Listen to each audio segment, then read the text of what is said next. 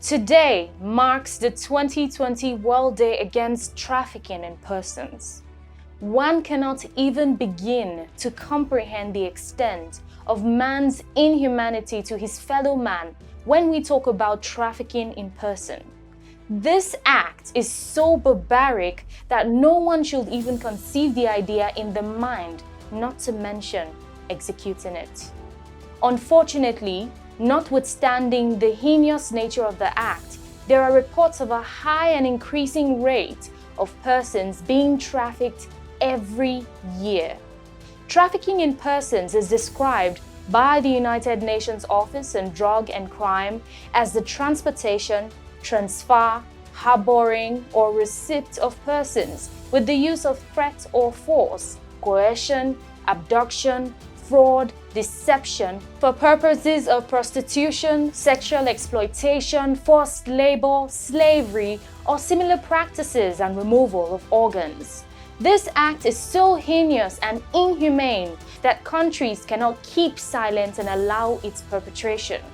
It is important to point that this practice is not only local, but also a huge international disease. Every country in the world is affected by human trafficking, whether as an originating country or a recipient country.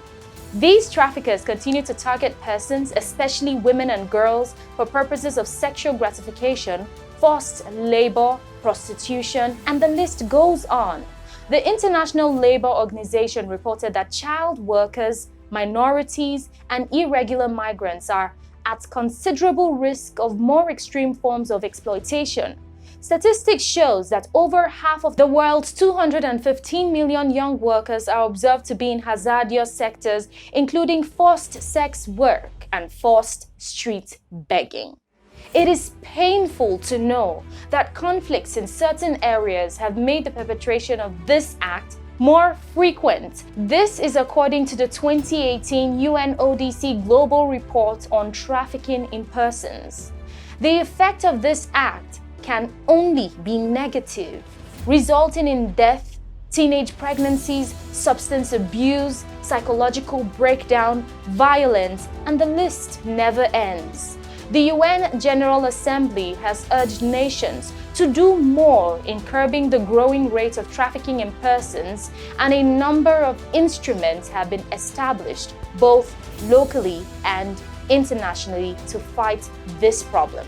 However, more proactive measures need to be adopted, such as improved surveillance, strengthening of border patrol, encouraging victims to come out with their stories, public enlightenment, and there's so much we can do.